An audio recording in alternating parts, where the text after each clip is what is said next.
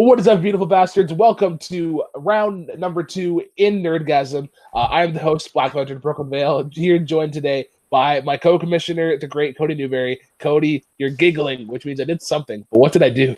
No, it's just like I saw the gears turning in your head of what to say next, and it was the easiest delivery. But you know what? It's not a show unless you screw up something along the way. So we're keeping pace. Today should be a very interesting match here.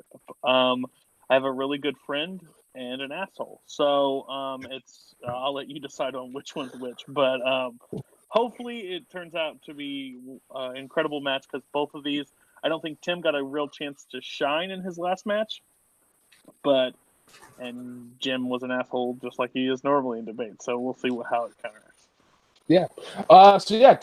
Tim versus Jim. I'm actually very, very, very intrigued for this match. Jim very blunt and very forward, and like you said, Cody, Tim hasn't really got a chance to show the full true power. But we're not alone as well. We have a third judge making their Nerdgasm debut. You can find him question writing over at Movie Warzone.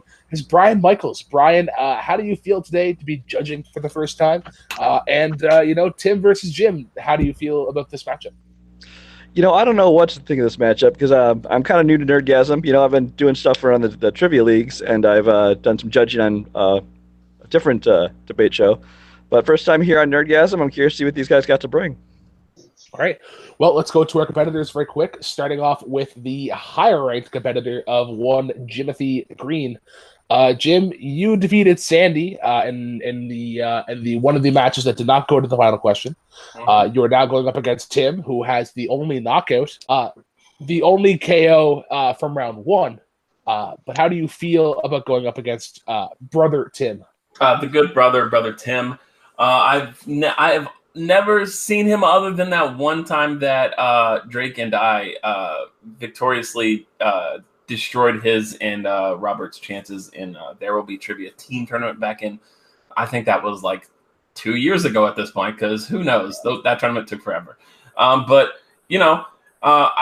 respect the good brothers of Robert and brother Tim. So and I really don't like doing debate stuff, but you guys keep telling me, oh, you're in the tournament now, so you're gonna keep playing debate stuff. So I was like, okay, I'll play brother Tim now. So yeah, I'm just ready to go for this one. Jim applying the mantra of the great rapper Kendrick Lamar and of being humble. Very surprised, actually. We'll see how this pays off. He also did the Ryan thing. Was like, I don't know why I'm here debating, but I'm here debating. Hopefully I get a win, even though we already got a win. But no, sorry. That was Ryan from last match. If you didn't watch it already, please go back and watch that because Ryan was so confused of where he resided. It was so funny. And on to your opponent, your challenger, the great brother Tim. Brother Tim, you came out guns a-blazing, getting a KO against Brian Fernandez. But how do you feel going up against Jim? I'm excited. I feel like I didn't really get a chance to really show what I got that last match. I think it was a good experience, though, and Jim is a good competitor. I've watched his previous matches, so I'm not going to take this lightly, but I'm excited, and let the best Jim or Tim win there. Let's do it. All right. Well, the way the show works is that the competitors drafted from 8 random categories within the Fandom movie and TV world. Once they drafted categories, we provided questions that then drafted answers. Each question will begin with a 1-minute opening argument followed by 5 minutes of freeform, then a 45-second closing argument. This is first to 3, so first 3 points will advance on to the semifinals. Only rules: don't be a dickhead, and no touching of the hair or face. But let's get right into it with question number 1. You guys drafted from Marvel and Netflix. The question that we gave you is, who is the worst villain in the Marvel and Netflix universe? Jim, you are the higher-ranked competitor. You will be going first in this one. You have 1 minute. Time begins whenever you start talking. Okay, so the person that I am nominating in my first run of talking is I'm picking Diamondback from Marvel's Luke Cage. And if you're wondering who that is, no, it is not Mahershala Ali. It's the shitty one that comes after they kill off Mahershala Ali like halfway through the first season. So Diamondback from Luke Cage. Cool. Tim, you got a minute. Tell us who is the worst villain of Marvel Netflix. Your time begins whenever you're talking. So for my worst Netflix Marvel villain, originally I had picked someone, I'm not going to mention who, but upon watching Punisher Season 2, which it came out last month, I've changed to Billy Russo, or Jigsaw. This character is so terrible. Starts off really promising with the flashbacks with Frank in Season 1, but then over the course of the end of Season 1 and all of Season 2, he's degraded into a whining character who just beats this therapist woman for no reason, and then, sorry for spoilers, but goes out like a wuss at the end of the season. He's a terrible villain. There could have been so much more because of the relationship with Frank, but they just completely wasted it and squandered an entire 26 episodes, including Season 1, on other stuff. All right. Well, note to self: be sure to finish Season 2 before Marvel Deaths questions, because I'm on episode 5 right now. But enough about that. Go to 5 minutes of freeform. No filibustering. Don't be a dickhead.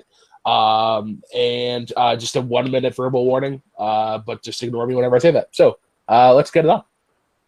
Okay, so I'm gonna just debate that, Tim, you're straight up wrong. Billy Russo is actually kind of awesome. In the first season, obviously, he's just like the charming Billy Russo, and he gets to Madani, he bangs her. Yep. Spoiler for Season 1, Brooklyn. He gets with Madani, and he uses that to get to Frank, and then you find out the whole backstory, evil stuff. See, so you're not arguing that stuff's not good. Well, yeah. So Billy Russo at least has a full season of being pretty good.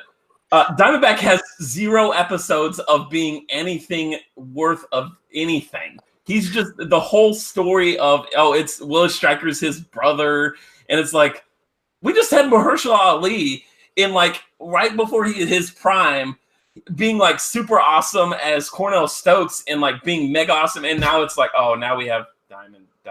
I don't disagree with you that Mahershala Ali was the better villain in that season, but you get so much. There's so much to play with Diamondback being related to Luke Cage, and like you have that emotional weight to the character, and so when they're finally battling out for the heart of Harlem at the end, you feel that. No, you don't. In season 2 of the Punisher, Billy Russo starts off. You think, his face is going to be all messed up. He's going to be Jigsaw. There's like 3 scratches on his face, and he literally turns into hanging out in an apartment and literally just like screaming about Frank and punching this woman in the face until Frank just walks up to him and shoots him, and that's it. There's no final battle. He's just completely wasted. Season 1, he was built up, and then just completely wasted. You didn't need a final battle with Billy Russo and Jigsaw. I'll just call him Jigsaw for the rest of the time. You don't need a final battle with Jigsaw and Frank in Season 2 because they already had their final battle in Season 1. So the Billy Russo Jigsaw Season 2, we'll call him whatever. Billy Russo in Season 2 is much more about playing on the psychology aspects of his character with the turning of Krista Dumont, she's the doctor or whatever, and then also Madani. So that's what the whole time they leading up to Billy versus Madani, because we already had Billy versus Frank in their final battle. So now it's building. But then why put so much time into the conflict between Billy Russo and Frank? They spend so much time in Season 2 building up the fact that they're going to meet and they're going to fight and it's going to be this thing, and then it just turns out to be nothing. And he was such a powerful, like strong, conniving character in Season 1, and then all of a sudden he just becomes this, whiny person who doesn't do anything. He just sits there the whole time and cries, whereas Diamondback at least has some real motivation behind his character, and when he's fighting Luke Cage at the end, you really feel that because Luke has been struggling the whole season about who he is, what his role in Harlem is supposed to be, that when it finally comes out that, oh my god, like this is his brother that he has to fight to take down for the heart of Harlem, that carries weight. Billy Russo doesn't carry any weight in any of the Punisher things, save for the flashbacks in Season 1. Cool fights in season 1. I like his character in season 1, but in the end, he turns out to be a forgettable character overall.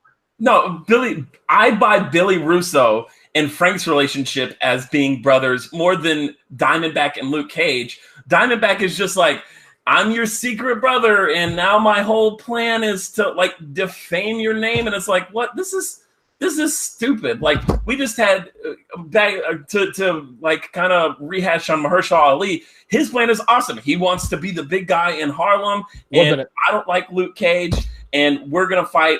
Classic stuff. But then, like, the whole time is just, you go with Diamondback, all of his shit is like, it's just like, okay, he did that, kind of cool. Like, every good episode of Luke Cage has Mahershala Ali in it, and none of them have Eric LeRae Harvey, who is... I completely disagree. I think the finale, the finale of the show, the fact that they're duking it out again over Harlem is really, really powerful.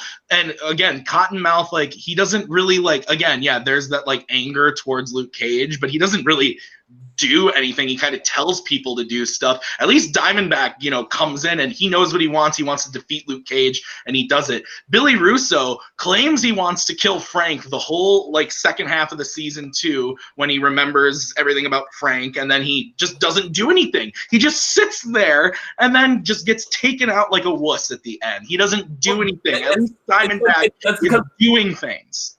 Well, just because you're doing things and doing them poorly doesn't give you points. I think, but it's like I said. But Luke Cage is a better written show too. Time is up. Time is up. Time. All right. Excellent. Good job, guys. Nice back and forth. We now move into the closing arguments. Tim, we're going to start with you first. 45 seconds. Time begins when answer down.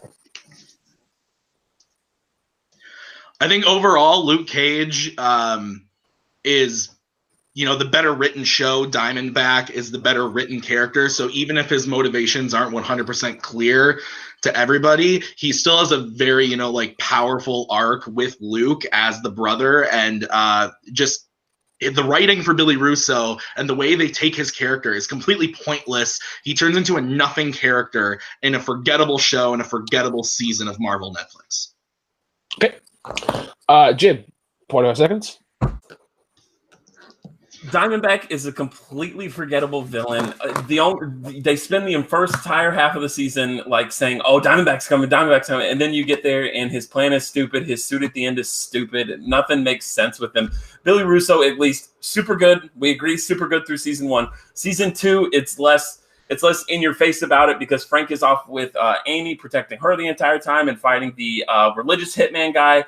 And his story in season 2 is about facing off with Madani and coming to that final battle with Madani in which she shoots him, and then Frank goes and finishes him off later, whatever.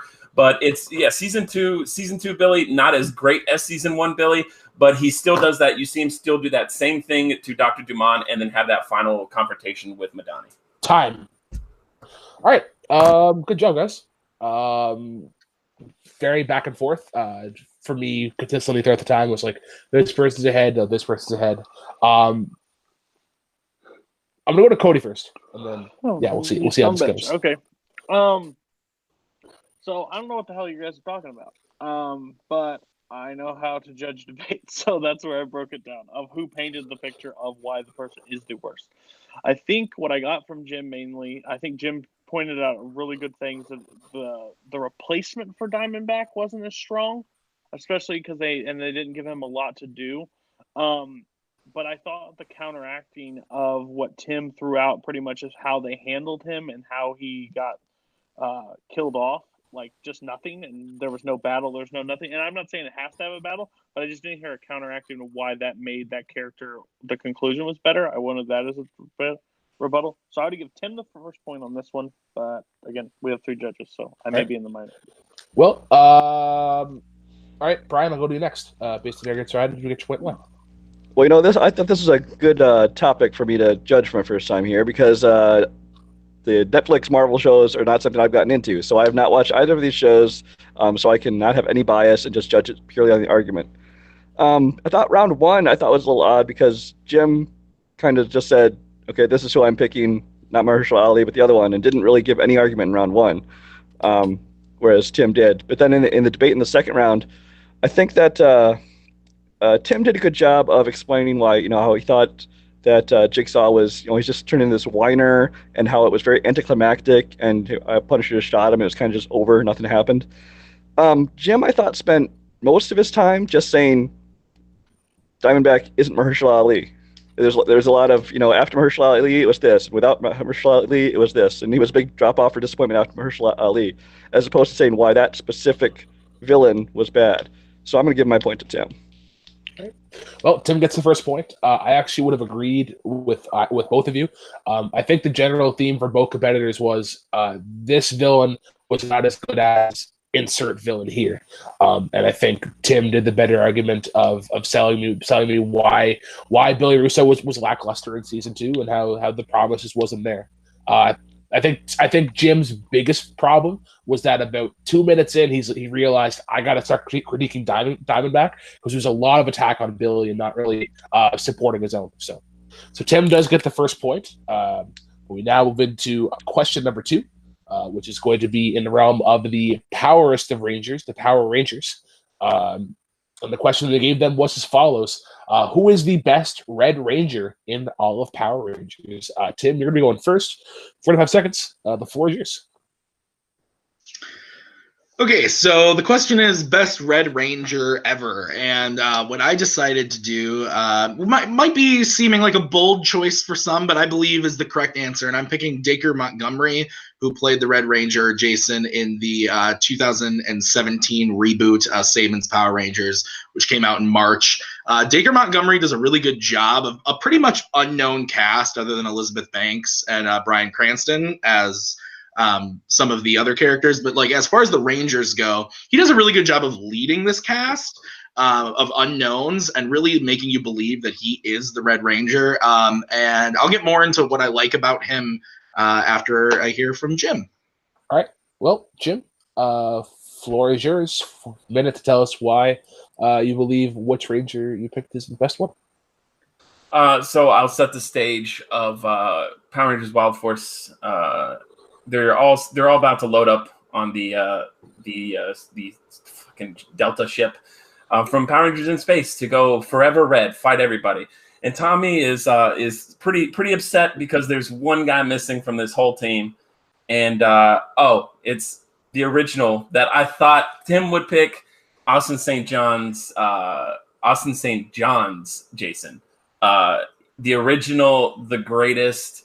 I'll get into it more in the debate round with Tim, but I was elated when brother Tim left me Austin St. John. All right. Well, 5 minutes, guys. You guys know the rules. Let's get it on. So the reason more like I didn't pick Austin St. John is, and it's so bad. I'm sorry, but Austin St. John, not a good actor. He's terrible in those shows. Mostly everybody's terrible in those shows, and the people who think that Austin St. John is the best Red Ranger, it's usually because they grew up watching the show. Hey, that's great. I love SpongeBob because I grew up watching it. Doesn't mean it's good. Power Rangers, that version of it is not that good, and Austin St. John doesn't really give it any help, and you probably picked him only because of the nostalgia for it. Okay, so using what you just said, it just sounds like the argument you were going to be presenting here is that acting ability and quality of the film, which I can agree is obviously with the budget and it being 2008, 17 or whatever, obviously the acting is going to be better with better actors and but that's not what this question is. This question is who is the best Red Ranger? Okay. And Jason is the, without a doubt, best Red Ranger. Yes, Jason played by Dacre Montgomery, yes. When Rita had escaped after 10,000 years in Day of the Dumpster, Zordon asked Alpha to bring him 5 Rangers with attitude. And, of course, Jason is among those, and he is the leader of them. Jason is the leader of the Power Rangers from the first episode until halfway through when he leaves to go on a peacekeeping thing that him, Trini, and Zach were picked for. So, Austin St. John, Jason, great guy already. You didn't have to have the brooding story of, oh, he's the cocky quarterback and he does a bully thing. That adds weight to the character. And so, and for me, someone who has watched Power Rangers, that couldn't connect to it, Dacre Montgomery made me connect to it. So yeah, sure, they had to do the douchey quarterback thing, but if that's what they needed to do to get audiences to actually connect with something, big audiences to connect with Power Rangers, because I would say that most audiences liked this Power Rangers version with Dacre Montgomery more. More people saw that than saw the TV show with St. John. Oh, my sweet child. No. Austin St. John and Jason David Frank were the two building blocks of what built the 20-year franchise that allowed a movie to happen, that allowed the 2017 movie to have a box office, because it wasn't great. But you're trying to keep making this into the quality of the show. Everyone knows Power Rangers is terrible. I'm not making the quality of the show. I'm making the quality of the actor. And it's not the quality of the actor that we're talking about. It's not who has the best performance as a Red Ranger. I'm not saying that, but I'm perceiving best Red Ranger, best all around. So best story in the movie, best actor to play the character, best things for the Red Ranger to do in the movie or in the show or whatever. And in the show, it's the same show over and over again. At least Dacre Montgomery did something different with the character in a movie that was different from the cheesiness that you are presenting. Which Power Rangers is cheesy. I think what to again use your argument is you're saying, oh, I watched the show and blah, blah, blah. It doesn't sound like you watched the show. It sounds like you've only seen the movie and that's what you're going to pick. So I'll just bring up some of the same show over and over again. Things that Jason did in throughout the 60-something episodes he's in. He beats Tommy. In Tommy's first episode, he ties him. But Tommy uses kind of some trickery because, we're going to start. He's going to be the bad guy. He beats Tommy in a non-suited fight.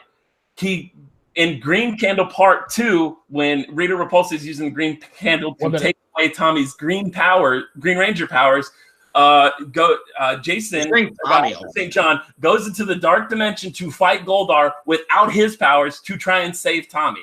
Jason, played by Austin St. John, does you can keep saying, Dacre Montgomery is a better actor. Nobody's debating that. I'm talking about who the better Red Ranger is. Jason was such a good Red Ranger and so pure of heart that when the Tray of Triforias were losing their powers and going to split, and they needed to give their powers to someone so pure of heart, who do they go and give it to? They give it to the returning Austin St. John playing Jason, who would later become the Gold Ranger for the second half of the Zeo season. But that we can exclude his deeds as the Gold Ranger. Yeah, to me, best means what can people connect to and what can people work with. People obviously are connecting to Dacre Montgomery in this more than this other show because they're getting a sequel. They're doing another movie with Dacre Montgomery. All right. Now we're into closing arguments. Jim, you are going first. 45 seconds. The floor is yours. Again, I think Tim is trying to simply make this about who's the better actor, and Dacre Montgomery is clearly the better actor, but we're not asking who's the best actor to have played a Ranger. We're asking who the best Red Ranger is. Jason had fought Goldar 1v1 twice to save his friends. He defeated Tommy at the height of his powers with the Power Sword to save Tommy in the Green with Evil from Rita's curse. And Tim's only argument is that people connect with Dacre Montgomery better, even though we're not even sure he's going to be back in the next sequel that might or might not happen, that Hasbro said is probably going to happen. Austin St. John's Jason launched the whole series and gave it all the legs to last 20 years. Dacre Montgomery is kind of might not be back. Right. Tim, 45 seconds. Floor is yours. I've said it before, I'll say it again. To me, best Red Ranger is all-encompassing of what happens in the product as well as the actor portraying him. And to me, the combination of what Dacre Montgomery does as an actor and what was written on the screenplay to bring to the movie is the best. Sure, some cool stuff happens with Austin St. John in the show, but the combined of the acting and the overall, just like what he does in the show, it doesn't match what Dacre Montgomery was able to do to create a reboot of this cheesy show and make it digestible and understandable for a mainstream audience. You couldn't have done that with somebody other than Dacre Montgomery and this version of the character. All right, cool. All right, I'm gonna go first, and then I'll hand it off to the other judges. For me, Tim had the lead for about a minute, and then Jim really kicked it into overdrive, really giving us some lore on the MMPR, Jason. So Jim gets my point pretty confidently. I'll go to Cody next. Cody, who gets your point and why? Yeah.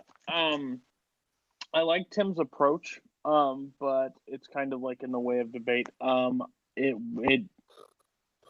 It has so many holes in it. That's the problem, because the overall question is best Red Ranger, and I know his approach, but I think Jim hit where I wanted the question answered, and I mean, he should have won the Power Ranger question, to be honest. It is Jim. If he didn't, he'd lose a lot of credibility to this community. But that's my problem. I think he argued the best Red Ranger in the character aspect.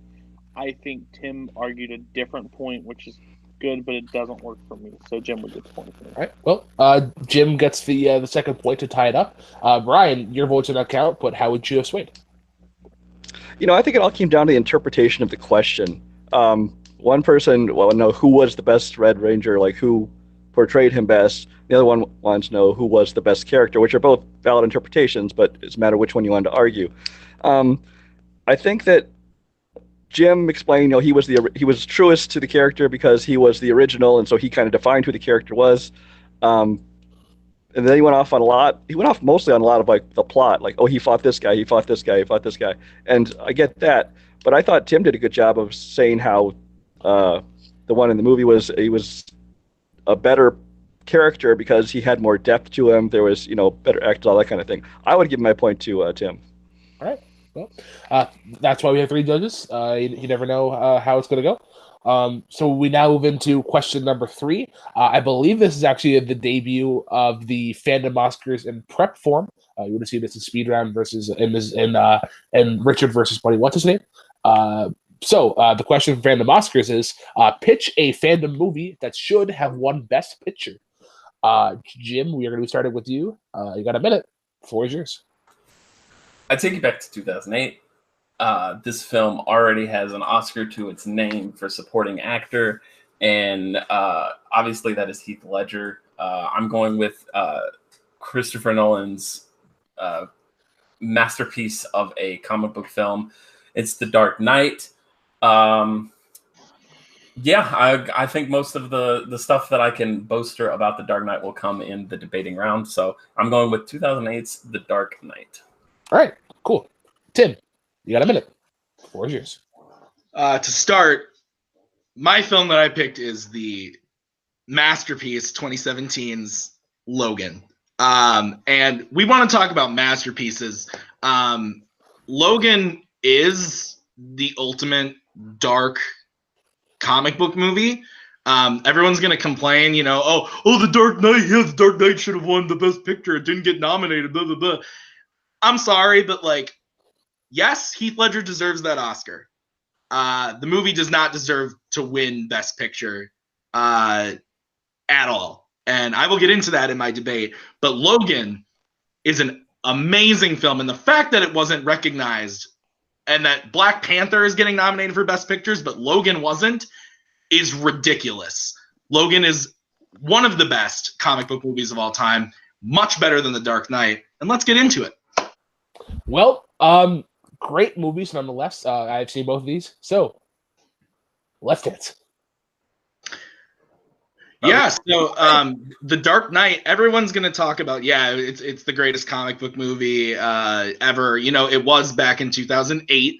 But if you look at what was nominated in 2018 alongside what could have been Logan, there's just so many movies that were better and more, Logan was better than most of those movies nominated. And the fact that The Dark Knight, I'm sorry, first act is really good. Heath Ledger's great, but the movie itself kind of falls apart. So while I agree that the performance is great and that deserves a win, the picture itself, it doesn't hold up into the third act, whereas Logan, from beginning, middle, end, powerful performances all the way around, great screenplay, great movie, amazing directing, and that's what you want out of a Best Picture. The Dark Knight has the good performance. It has other good performances too, but it falls apart halfway through the movie, especially in the third act. The Dark Knight is not as strong. I'm not saying it's as strong, so don't argue this. But The Dark Knight is essentially like The Departed for comic book movies. It's dark, and it's got that crime aspect to it. That beginning sequence with the bank robbery with the Joker, and they slowly kill each other off, and William Fichtner, being like, he's just going to kill you too. And it's like, bam, it's the Joker, and he drives off. But I think with Logan, it also, it's look at the movies that, you argued, okay, it should have been nominated over whatever. I agree. It over Darkest Hour, Phantom Thread. I am definitely 100% behind you with that. It should have been nominated over that, especially. Oh, it should have won over The Shape of Water. Expansion of it should have been nominated over some of those. But everyone knows that the film that should have won last year was Get Out. It was. Like, there is no way that Logan would win over Get Out. Get Out, it's just this masterpiece of a horror movie. I even watched it. I don't watch horror movies. It's like, it's the fact that Get Out is like this completely original idea from the mind of Jordan Peele. And it's like, Logan is the best adapted thing there. What actually won last year, though, was The Shape of Water. That movie's better than Get Out. Exactly. And Logan is better than The Shape of Water. The Shape of Water is not better than Get Out. I'm saying Get Out. So even if you don't like Shape of Water, cool. Logan shouldn't be. Do you know what won Best Picture of the year The Dark Knight came out? Slumdog Millionaire. And Slumdog Millionaire is an incredible film from Danny Boyle from beginning, middle to end. The Dark Knight, like I've already said, like The Shape of Water, where it's just like, oh yeah, this is a great. If you love the technicality of films, it's like, this is such a great movie, and blah blah blah blah blah, and all that good stuff. From Danny Boyle, good stuff. Yesterday's going to be incredible, but we're not talking about that. The Dark Knight, arguably, is better than Slumdog, Benjamin Button, Milk, Nixon. It's just Frost Nixon.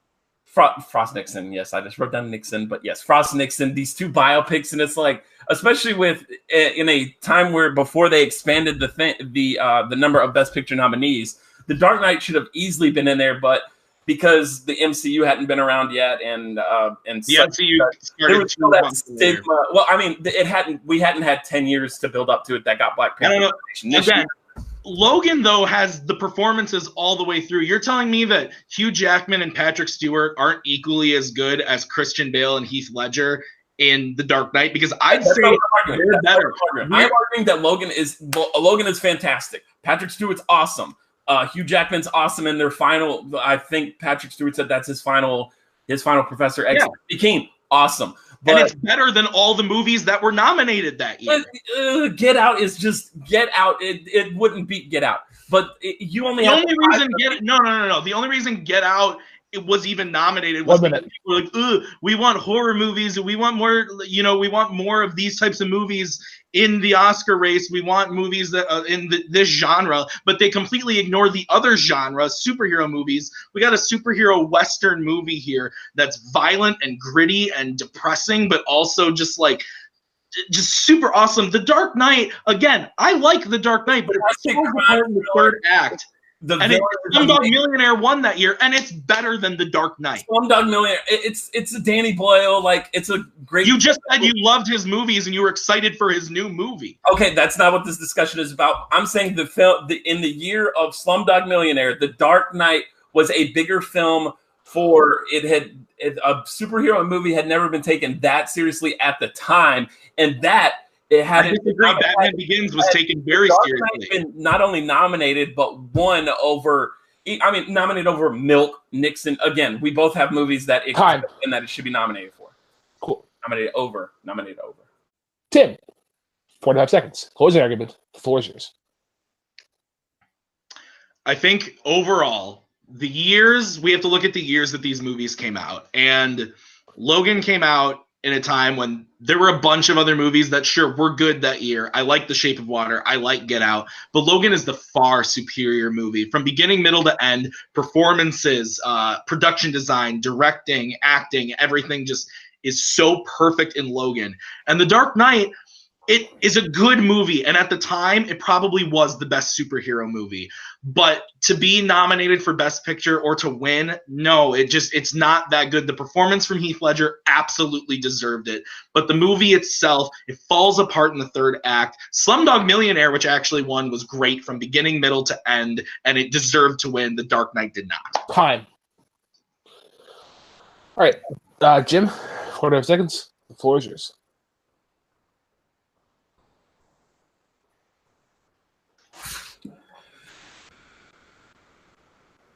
The Dark Knight easily should have been nominated and won in 2008 because Slumdog Millionaire, it's good, but it's like, okay, whatever. It's kind of just giving Danny Boyle his thing and stuff like that.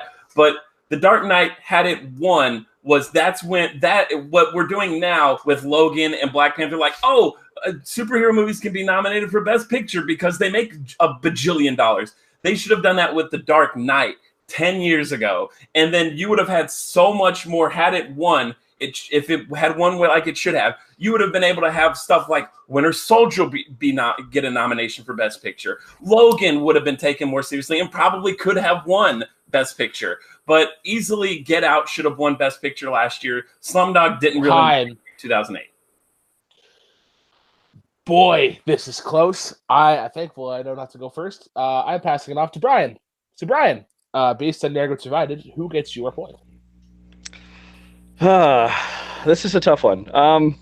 Both of them good pitches on why, because I believe both movies should have been nominated myself.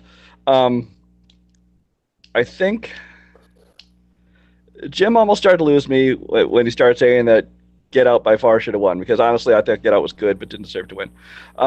So that didn't help his argument. But then Tim lost me when he was praising Slumdog Millionaire, which I was equally unimpressed with. But as far as their pitches for the movies that they did like and pitch, it is very close. I think towards the end, Tim started to do a lot more of comparing Logan versus Dark Knight, why Logan's better than Dark Knight, which is not really the question. He needed to compare it more to why that year it should have won. Jim did a little bit of the same thing, but I think he did a better job of comparing it to the rest of the movies that came out that year and why that would win. So this year, or at this point, I would give to Jim. All right. Brian, this is where actually you and I disagree. I thought that Tim's pitch was well balanced throughout.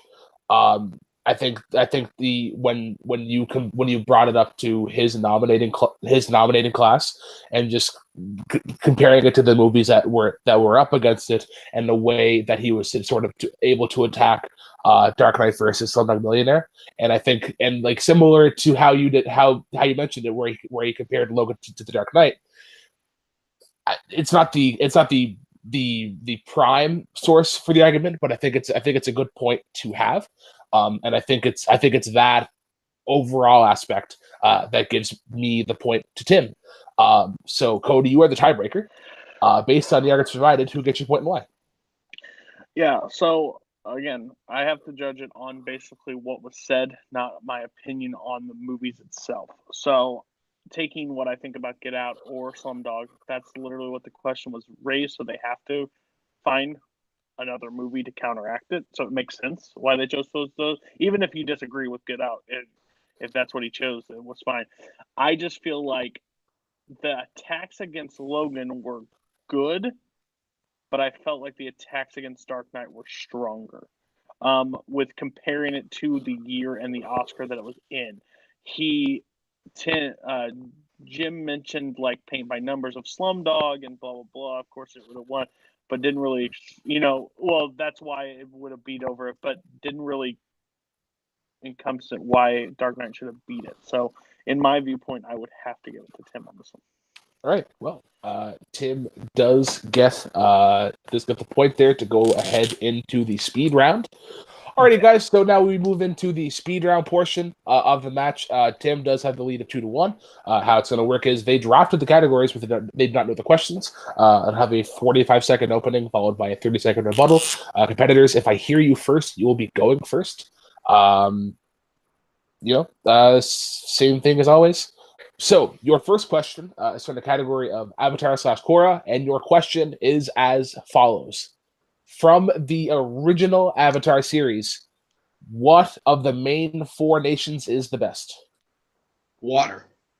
I will go with the Earth Kingdom. Cool. So I heard water first. Tim, you have 45 seconds. The floor is yours. So I'm picking water mainly because I feel like that nation just you feel like you're with those characters a lot, like Katara and Sokka, and Aang, like they're chilling a lot, and so you kind of get the most from the water benders or whatever that you call them. Like they are the ones you get like the most of throughout the series. So I feel like you learn the most, you carry the weight of them the most throughout the series. Whereas Earth, Fire, and then obviously Air, like you don't really get as much of. So I don't connect with those as much. I feel like the audience in general connects with Water the most. All right, Jim, 45 seconds. Floor is yours. I'm selecting the Earth Kingdom because it has the single greatest city in all of the world, and it is Ba Sing Se. It was the only city that rejected the attacks of General Iroh while he was waging war as part of the Fire Nation army. Also, the season surrounding Earth has the easily the best episode, which is Zuko Alone, as well as Tale of Ba Sing Se, which has the main cast in the city of Ba Sing Se doing all of their little side adventures, and it's actually fantastic. Iroh has the best one. It's his son's birthday, who has died in war, and you find that out at the end, and everyone cries, and it is terrible. And then the ending of the season also provides the greatest when Zuko turns his back on Team Avatar with his sister. Cool. We're gonna move into rebuttals. Tim, 30 seconds. Floor is yours. I think that's cool for that season or that stretch of episodes, but overall throughout all 3 seasons, all 3 books of the series, you get the most out of the Water people and their episodes, and those 2 main characters, like I was saying, Sokka and Katara. They just like them being together throughout the and with Aang throughout the journey of the show. Like that is the most powerful thing for me. Cool. Jim, 30 seconds. Time ends. Yep. Okay. Yep. Brother Tim's argument is that simply because Sokka and Katara are from the Water Tribes, the Southern Water Tribe, that it provides the most for the series, which is completely disagreeable. Toph teaches Aang how to see without his eyes, which spoiler alert is how he sees Fire Lord Ozai going to move, and then he takes away his bending at the end. And also, the Earth Nation provides us with Kyoshi Island, which brings us Suki, who is arguably the best non-recurring character in the series. All right. I'm going to go first, and then I'll pass it off to the rest of the panel. Essentially, what this came down to for me was quality over quantity. Tim's general argument was that we got to spend a lot of time with the Water Nation. We got to resonate with them a little bit more. But for me, I'm giving the point to Jim because of how he was able to sell the quality of the Earth Nation. I like the plot details that he gave sold me. So I will go next to Cody, based on the arguments provided. Who gets your point and why? Yeah, this was, I think, probably the biggest one-sided of the match, and it's nothing against Tim. It's just, I think Jim knows so much about this world, which is why he picked the category. And he pretty much is in the driver's seat from the get-go, and he put the foot down and just drove it home. So yeah, I would have to Jim by a mile. It's just it's his strength. It's super.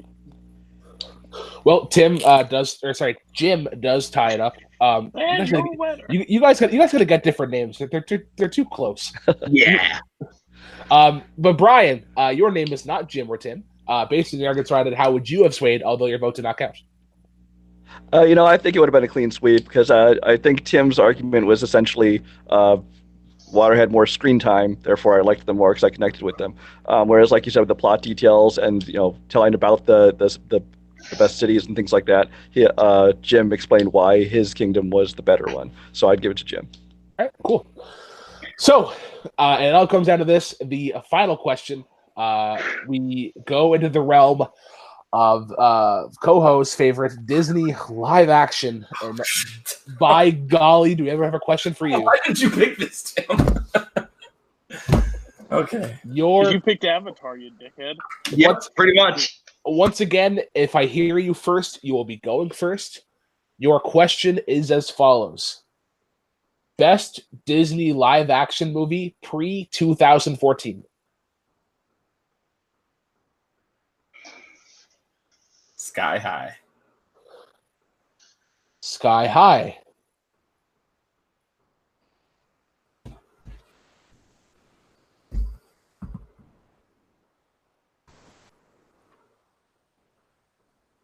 You said best Disney live action before 2014. I'm thinking of what's in 2014 that they made that the cutoff. Well, I think they just made that the cutoff because Jungle Book and all that is after. Maleficent. It was off of original property, not off a remake. That's why we did it. Story checks out. Fair. Checks out. Go with the Gen Chem special, The Pacifier. There's some massive ones out there.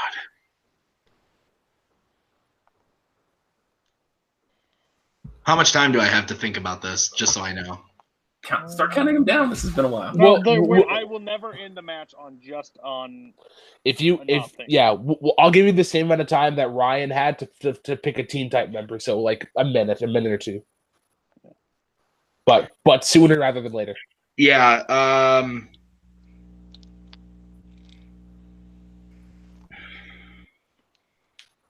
just thinking. Sky High.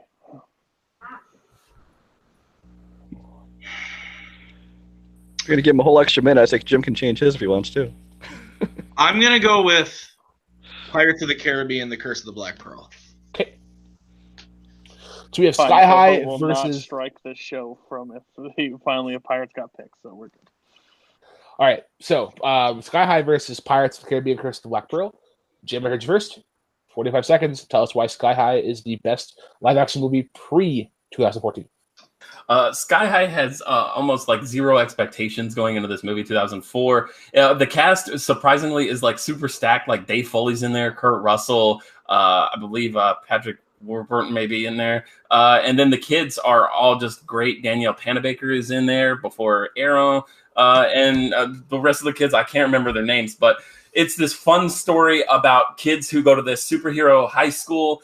And there's the sing bee kind of like clicky type of stuff with the hero class and the sidekick class, and whose powers are good enough for him to be in hero class, whose powers are like not good enough to be in whatever. Will Stronghold is the main character. He doesn't have any powers, hides it from his parents. He gets relegated to sidekick class, and he gets both of his parents' powers and gets to go to hero. Time. Tim. 45 seconds. 4 is yours. So basically, Jim just listed the cast and talked about the plot of the movie. Pirates of the Caribbean, you talk about no expectations going into it. There were, people were dreading seeing this movie because it was based on a Disney ride. No one was looking forward to it. Disney even was getting the dailies back and was seeing Johnny Depp walking around like this and were freaking out that this thing was going to bomb. And the thing comes out and crushes. It's a fun adventure movie with a great cast, great swashbuckling action, amazing visual effects, and really took the whole live action Disney thing onto a completely different road. If Pirates hadn't come out and created this massive franchise, we wouldn't be getting other live action Disney movies today. They wouldn't have the balls to do it today if Pirates hadn't worked in 2003. Time. Jim, rebuttal. Floor is yours.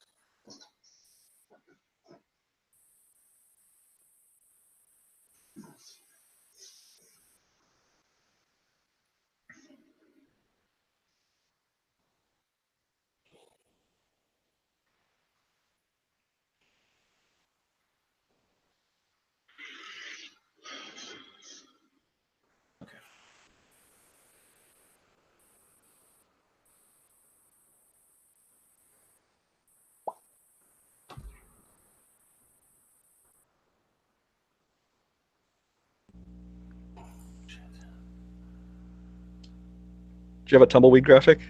Yeah. Okay. It was based on a Disney ride. No one was looking forward to it.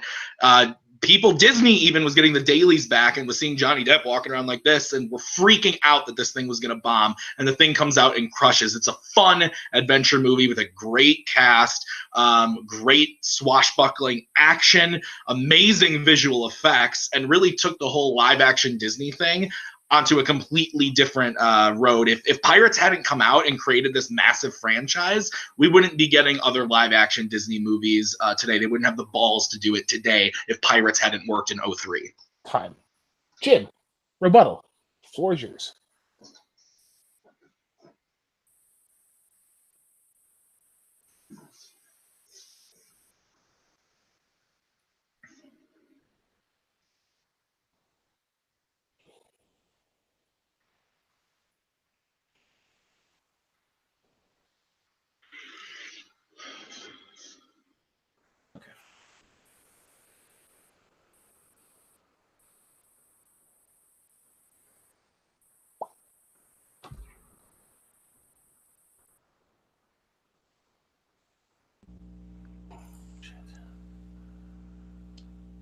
Do you have a tumbleweed graphic? Yeah. Okay.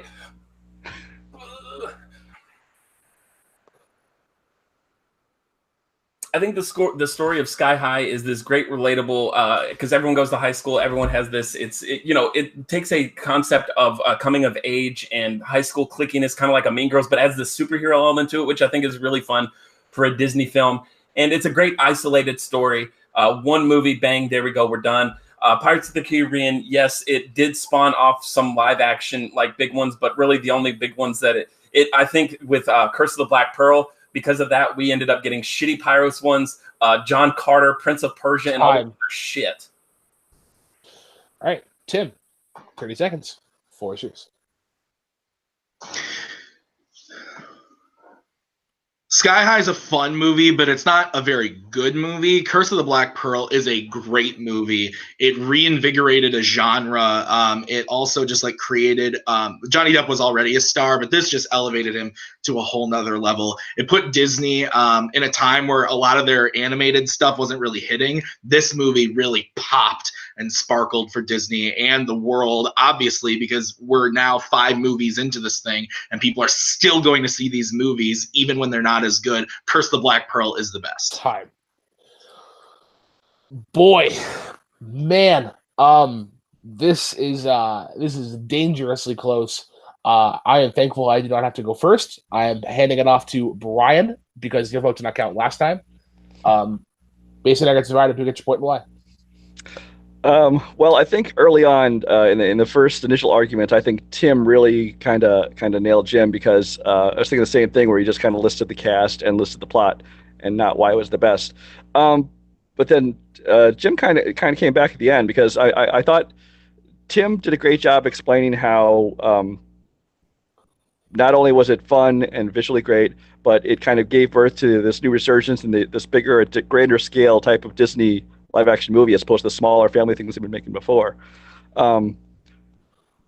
Jim did counter that with talking about, how part of the result of that was some bad ones like John Carter and Prince Persia and that. But in the end, though, I think really Tim gave me the better argument why it was a better movie. So I'm going to give it to Tim. All right. Cody, I'll go to you next. Based on American Survivor, you get your point and why. I hate when you have the judging power because you just throw it around and make me go. But this is I actually don't feel bad for this one because we have been on a call before with Jim and I have talked about him this. I think the overall point of it was I think the opening is where it was won for the simple fact is he just listed off the movie synopsis and the cast list and Tim hit both times. Instead of just Jim's closing was phenomenal.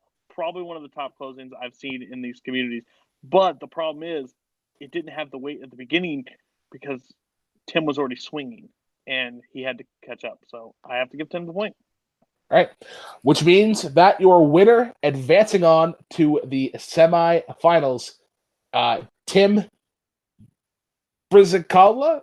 Brzakala. Brzakala. I'm Ron Burgundy. I also would have went Tim. I think Tim did a great job of exploiting a flaw right away in Jim's opening.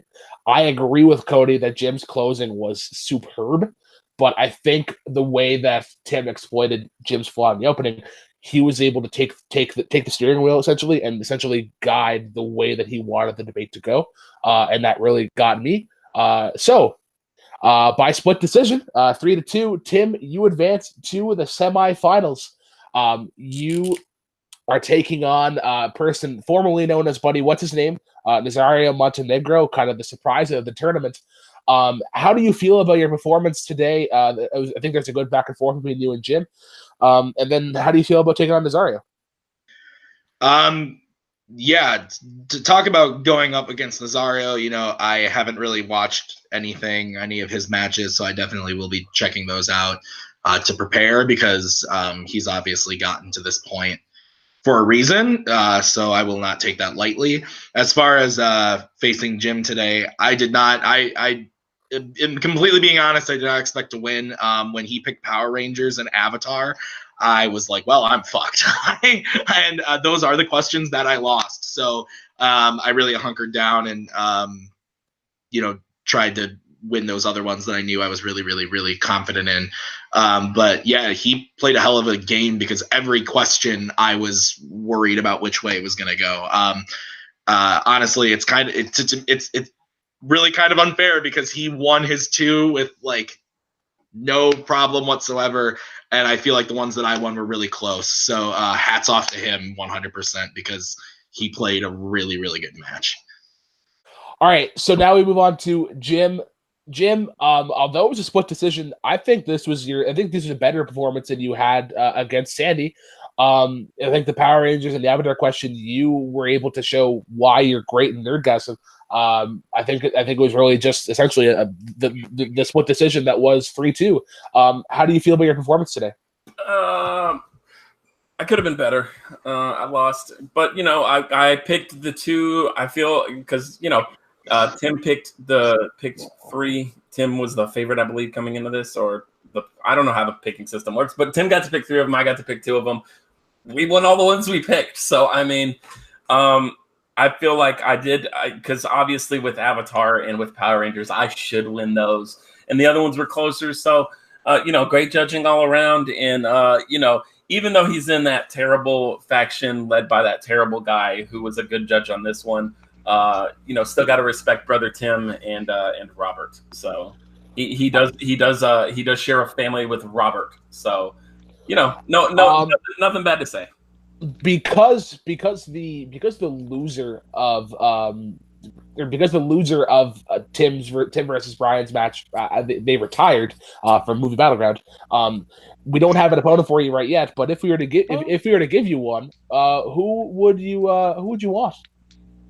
Caleb Coho, to assert my dominance over him yet again in another league and another victory, because the only thing he's beat me in is an IMDb round, and fuck those rounds. So I'd play Caleb Coho in this. Well, I know he's playing in something else. So whoever other than Caleb Coho, I don't care who you give me. As long as you just like, hey, playing this, I'll play in it. So whoever you want to give me works, as long as it's not probably. Well, we'll talk after stream. Yeah. But there's to the surprise of nobody, there's actually a lineup of people who want to get Caleb Coho's ass. That lineup is consistently 10 deep. That's what she said. Yeah. We are now going to go on to the judges. Brian, this was your first Nerdgasm. How do you feel about the match today? Well, I enjoyed popping my Nerdgasm cherry. I had a good time. I thought both these guys did a great job arguing, and I liked that a lot of these topics I wasn't super familiar with, so I was able to judge impartially, and had fun. All right, Cody, co-commissioner, often considered the husband to my wife of the community. How do you feel about this match today? I feel like this match was better from both sides than their last matches. So I think either one, they took it a little bit more serious, or two, they made sure they were prepped up at least on their questions alone. But either way, it was the way it works. I think moving on, I think Tim has got a pretty uphill battle. Nazario's nothing to sweat with. Me and him have went almost the distance in a debate, and that was his first ever debate. So it's going to be questionable to see how he does. And then Jim, I have a potential person to fight because I kind of want to do like losers of certain. The loser of that faces the loser of that, but I feel like that may be a flippin' slaughter, and I don't know if we need to put that on the internet. I think I know where you're going with that match, and I almost agree with you. So that wraps it up today for Nerdgasm. Very quickly, we'll do our plugs. So starting off with the winner, the good brother Tim. Where can the nerds of the world find you? You can find me on Letterboxd, Stardust, Twitter, YouTube, all at Tim Loves Movies. My YouTube channel, Tim Loves Movies, is where I review movies, have movie discussions with my wife Maggie in our show, Tim and Maggie Talk Movies. I have a couple reviews coming out this weekend, so be on the lookout for those. And watch our most recent, Oscars discussion about the post-Oscars. That's pretty fun, so check that out. And be sure to follow me on Letterboxd. Everywhere at Tim Loves Movies. Cool. To our fortunate listener today, El Lobo Jim Green, where can the dorks of the world find you? Jim is lukewarm on movies, lukewarm on TV, but I watch both. Those aren't handles or anything. I just wanted to say that. And I hate doing plugs. So, Brian, sir. Brian, where can the geeks of the world find you? I'm with Jim, not big on plugs, so I'll just tell you I'm on Facebook under my name, Brian Michaels. If you use Letterboxd, under there I'm Cinemaphile. Otherwise, you might find me around here helping out, hosting, and writing questions for Movie Warzone, both singles and upcoming teams, and occasionally dipping my toe into Fandom, which I'm not quite strong in. All right. And to that son of a bitch, Cody Newberry, where can the whale penises of the world find you? Another name for a dork. Okay. You can find me Multiplex, which I might be taking on another responsibility over there. My wife's going to love me. Take 3 Productions, 3 shows over there. Go watch them. Brooklyn will plug them in a second. Watch along. And you can find me Full Metal Geek. Also, you can find me backing Tim Brzakala and Robert the Hobbit Parker, and this will come out after my promo. Kane the Hurricane McMillan and Jake the Maestro Marangoni of the Fellowship. And we're looking to win all the awards again this year, because that's what we do. All right. And I'm the Black Knight of Brookvale. You can find me on Instagram and Twitter at TheRealBK10, the number, not the word. You can find me right here on Multiplex for Nerdgasm on Saturdays with Cody Newberry. Matches drop every Saturday, usually. Take 3 Productions running not 1 but 2 shows. Music trivia, jukebox trivia, and Leno Take 3 Topical Pop Culture Podcast Show, which airs every Thursday at 9 p.m. Eastern Daylight Savings Time. So, for Jim, for Tim, for Cody, for Brian, I am Brooklyn. Be sure to like, comment, subscribe on this video. If you think you could take on Tim, can't quite yet. You got to wait until after the tournament. Cheers, guys. And as always, Drive unsafe. Drive safely.